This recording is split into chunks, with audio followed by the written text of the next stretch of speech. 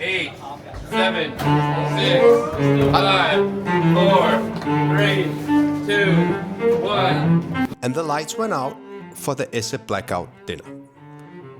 My first time cooking for many years. Between,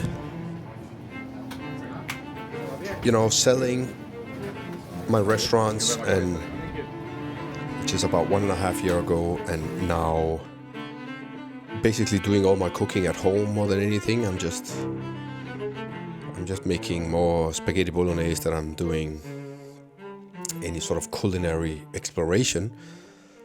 It really felt good to be able to cook at a certain level. I enjoyed the pressure of having to perform, of living up to expectations. And when you are in a setting like that, particularly for someone like me, you kind of have both expectations towards the guest, but I find actually the greatest expectations that you have to live up to are the ones from the chefs surrounding you. You are in a kitchen that you don't know, and people are so used to that setting, that the chefs that are in the kitchen. And while, as I explained in the last video, the cognitive load that you have to carry from just trying to find a ladle somewhere or something like that is really heavy, and you just run around looking a bit confused. And the approach to that is to have a very clear plan and set yourself up for success by doing things in a certain way, and not overdoing it more than anything. But the people there, they are just so used to it. So you come in as the little odd element, and all the attention is on you, and of course the other chefs, which is great and understandable, but it creates a lot of pressure. So the day before, I did some prep and also some confusion mitigation, walking around, looking and thinking and trying to make sense of things and absorbing the atmosphere. On the actual day, I just went out there, not too early, well rested, because I was really tired from the day before, and just started to get some prep. Process the mushrooms.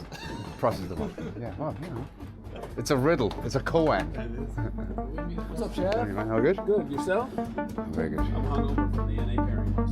Yeah, me too. Me too, to be honest. I'm happy you say that.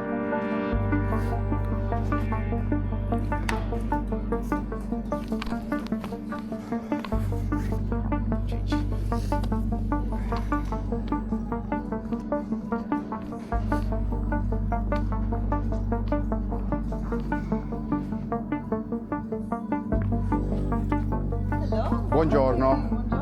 Mi sono ricordato che sei italiana, scusami. I had the pleasure of working with Fred. That was actually I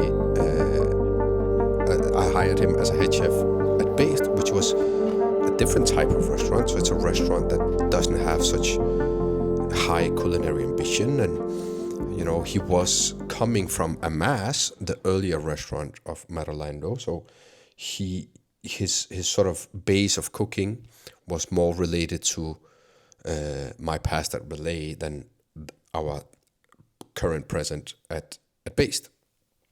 He also staged at Relæ years before, and it was really close circle moment to just go in there and do these dishes with him. And we did the dish, and I did 2 dishes that I'm really happy about. And as I was referring to earlier, you just have to make a plan for something that is really solid in the planning, because the execution and the preparation is so fragile, as in you don't know what to expect. So I very intentionally made dishes and created dishes that were simple to execute and easy for me to be on top of and control the quality of. How so? The first dish was this very softly boiled leek that I really like the texture of, as it's juicy, but even onion. Like when you boil onions, I just really like the way that there's like this sweetness. There's a liquid that is just suspended in the remaining texture, because it seems like you can boil them forever and they still keep on some texture. The same goes with leek, because they're so fibrous. You just cook them and they just keep being juicy. And there's even a little crunch left behind from the fibrous part of the leeks. And essentially I would just boil them and then pull them apart, and then I would dress them with the sauce that was the cooking liquid from the leeks with, the cooking liquid, I binned it by accident, so I redid it by pressure cooking leek tops for a while. So I had sort of stock to start off with, and I seasoned that with Japanese quince juice that they use instead of lemon juice at Esse, and I would have used lemon juice if I could, and fermented leek juice. So you had something that with a level of acidity that kind of makes your mouth ask for more. It's runny. It goes well with the texture of the leeks. And then at the bottom, I put a little pistachio puree that everybody was laughing about, because it's kind of been a thing for me always, and I was kind of bringing back an oldie doing so. And but that gives it a little bit of a fatty element that I found really did well with the rest. Essentially, this was a vegan dish, to be honest, and not by intention, but by result. And I added a few leaves of lemon verbena on top that lifted up, gave you these top notes, some a little bit of bitterness and a little bit of a fresh sort of element. Then the second dish was kind of similar, because this dish, the leek dish, the good thing about a dish like this is that you start setting them up. You just go, you start planing them, and as they get cold out, you finalize it and you send it out. That's the kind of dish I was looking for, because I don't know what service is in a restaurant that I don't know. So this is how I secure myself, that by knowing how well the leeks are cooked, by cooking them well as I want them, knowing what it is and making sure that the plating is as I wanted, and I start plating them themselves, and then some of the team, including Fred and some of the other talented guys and girls, were really helping me setting them up, and it was just kind of rolling on its own. And at that point, I can just stick to visualizing the dish, seeing that it's right, and I insisted on me adding the sauce and me seasoning in the end. So I would know that the amount of salt and the amount of sauce would be consistent throughout the night, and they would be exactly calibrated as I wanted it, because the rest of it was something that I could visually see. I think that's a very good way of collaborating with people that you don't know, that you keep them doing things that you can visually confirm, and you do the stuff that if you don't know, you wouldn't be able to tell whether they're done right or not. That went really well. It was the first course of the menu, and then a few courses after, I did the scallop dish. So I had the roe I made into an emulsion. I confit the roe, and then blended it and re-emulsified the oil into it, and that made an emulsion to which I added the chopped scallop and a few different mushrooms, steamed enoki, again for texture, the coral mushroom and maitake mushrooms, also confit. Very deep flavors, very comforting, very rounded off, and again, a seasoned with the Japanese quince juice, and it needs a lot of acidity to make sense. And then on top, we put this on the shell scallop, and then added a few slices of king's mushrooms, I think it's called in English, where you just have slices that went on top, and it kind of looks like slices of scallop. So it was kind of a little trick there. And again, this was a dish that just could be plated, and I would add the little salt and the little amount of mushroom powder on top to finalize. And then, since everything just started rolling, and I could easily, with little effort, confirm that whatever I had responsibility for was good and satisfying to me, I could just start going into the restaurant, and I will be able to do what I have enjoyed doing so much in particularly the last years of Relæ, and it's just integrating myself into service.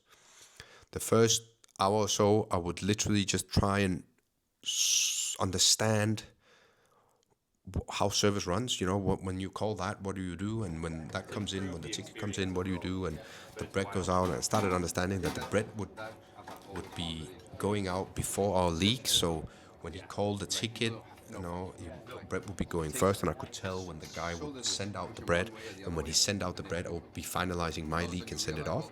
All these things, if you have the eye for it, then in the end, the actual effort becomes very limited. But you stay on top.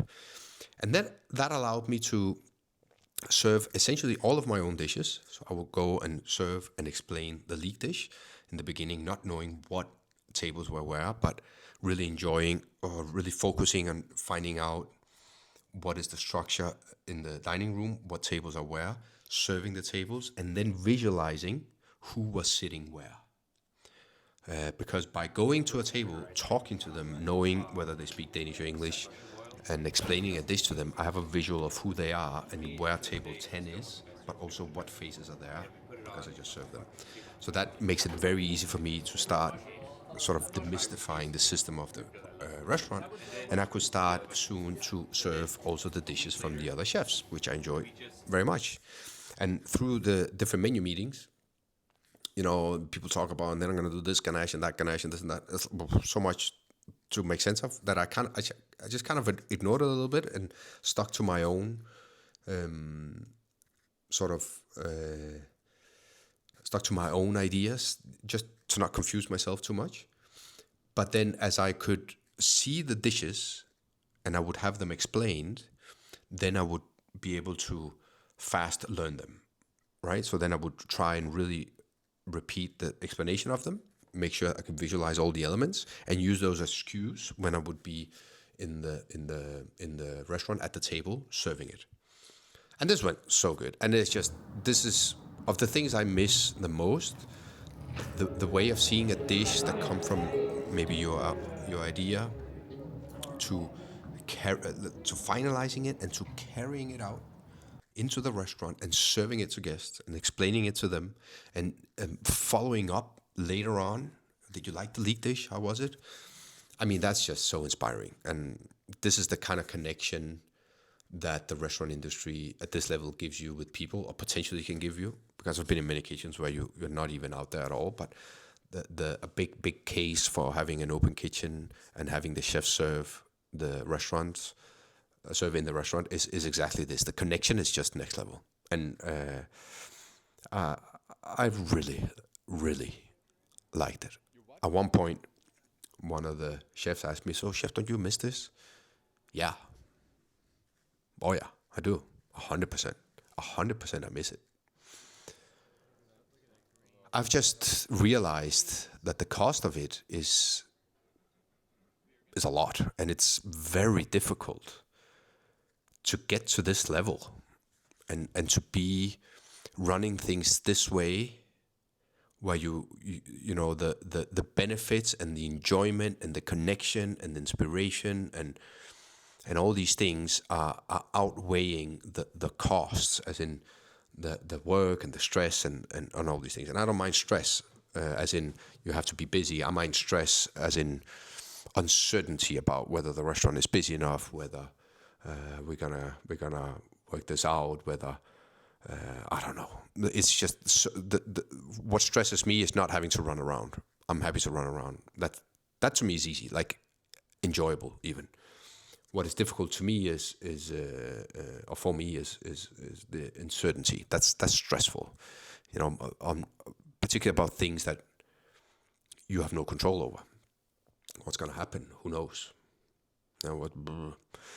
Anyways, the night finished off late, and I'm exhausted because I built every restaurant that I built I don't know if it was intentionally, but in the end I would have so many different nooks and places to go to, and I would go to the office and just sit down a bit and write something or whatever I would do, and move around and go in and out of service all the time.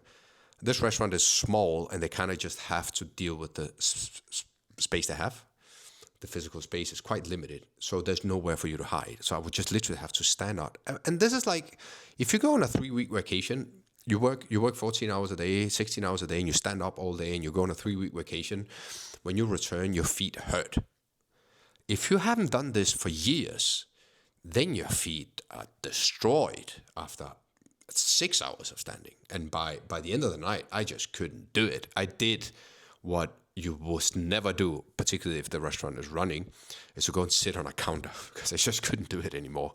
And this was when the service was done and there was no food going on there. Still, it's frowned upon, and rightfully so, but I just couldn't do it anymore. And I took myself and used the privilege I had as a guest in that kitchen to not be sort of and sat on the counter for a little beer in the end. And the other chefs did so good. Claus Henriksen, John Tam, doing 2 hot dishes, chicken and